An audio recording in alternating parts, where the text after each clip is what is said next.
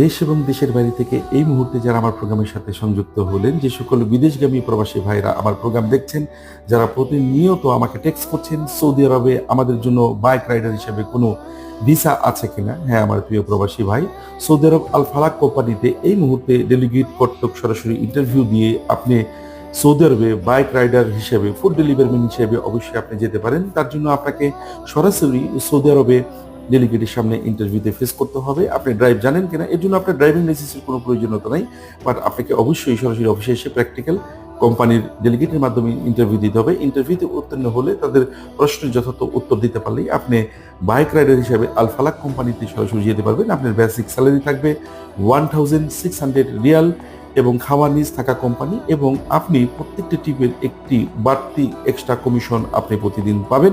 সেই ক্ষেত্রে আপনি আপনার নিজেকে স্টাবলিশ করতে চাইলে প্রয়োজনীয় ডকুমেন্ট সহ হাজির হতে পারেন ইন্টারভিউর মাধ্যমে।